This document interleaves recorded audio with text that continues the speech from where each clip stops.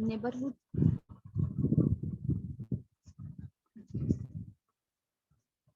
let x to be a matrix space and x naught belongs to x, then a subset n of x is called a neighborhood.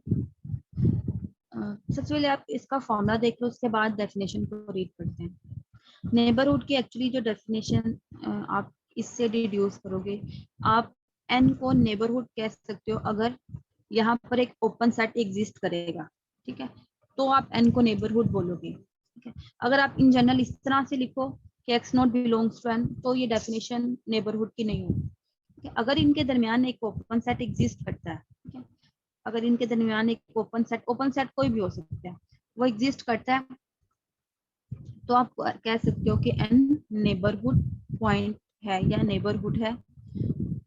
इसकी definition देखते हैं हम। Let x be a matrix space and x naught belongs to x, then a subset n of x, ठीक है, n x का subset है, तो is called a neighborhood। n को आप नेबरहुड कब बोलोगे?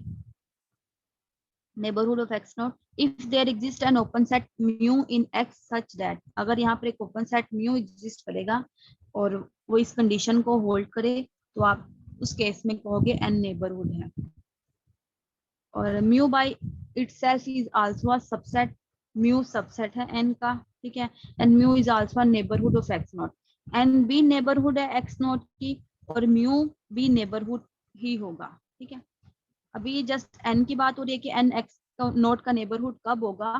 ठीक है, n x नोट का नेबरहुड कब होगा? अगर इनके सेंटर में यहाँ पर एक ओपन सेट एग्जिस्ट करेगा, और यहाँ पर म्यू को भी आप नेबरहुड ही कहते हो एक्स नॉट का, म्यू भी एक्स नॉट का नेबरहुड है, एन भी है और म्यू भी है।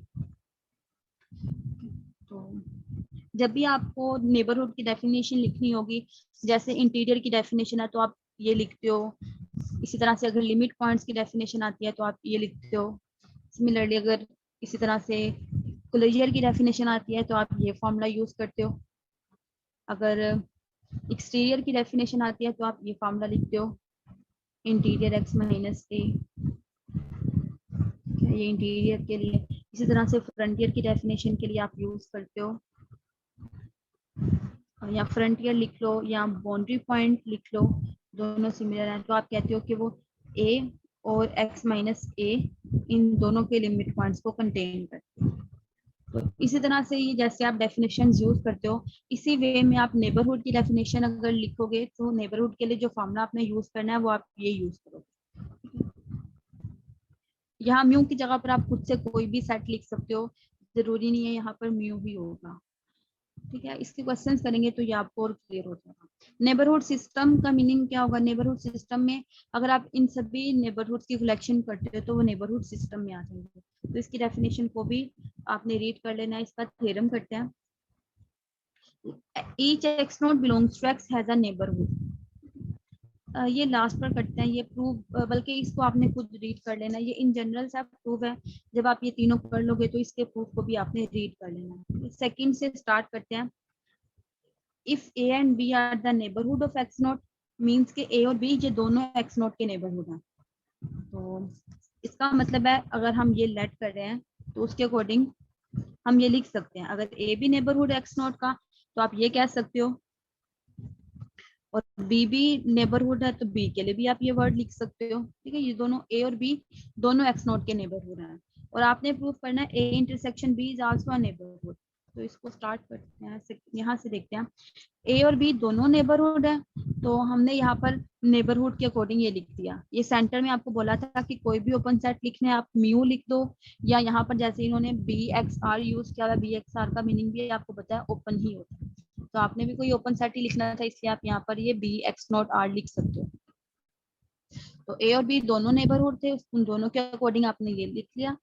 और यहाँ पर अब आप इनको एक्चुअली में आपने ए इंटरसेक्शन बी को नेबरहुड प्रूव करना है। नेक्स्ट स्टेप, आप इन दोनों के रेडियसेस को कंबाइन कह सकते हो कि इन दोनों का जब मिनिमम करते हैं तो एक रेडियस R3 आ जाता है, और नेक्स्ट स्टेप में आप इन दोनों की जगह पर R3 लिखते हो। ऐसा क्यों किया है वो, क्योंकि हम यहाँ पर इंटरसेक्शन लेना चाहते थे, ए इंटरसेक्शन बी, और ये तभी पॉसिबल था अगर ये दोनों टर्म्स सेम होती। ठीक है, इन दोनों को सेम बनाने के लिए हमने यहाँ पर एक R3 कहा कि वो इन दोनों के मिनिमम के इक्वल है, इसलिए हम इन दोनों की जगह पर R3 लिख सकते हैं।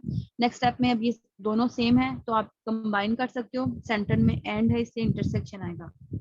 और के लिए यूनियन लिखते हो, अगर एंड लिखा हो तो इंटरसेक्शन। ठीक है, तो अब नेक्स्ट स्टेप में आपने इनको कंबाइन कर दिया, तो यहाँ से आप डेफिनेशन क्या बनती है, A intersection B is a neighbourhood of X naught. तो यहाँ से आप ये डेफिनेशन लिख सकते हो। इसी तरह से इसके अब थर्ड प्रूफ को देखते हैं। थर्ड में कहा गया है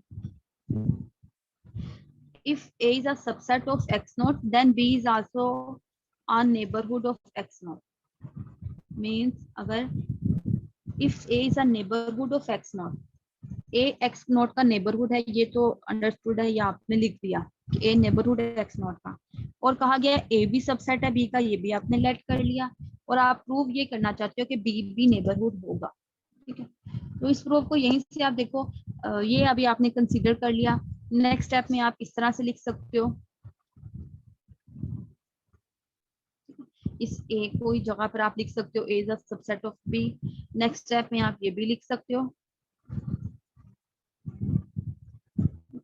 बिलोंग्स म्यू, बी भी जस्ट लिख सकते हो क्योंकि वो एक दूसरे का सबसेट ही थे।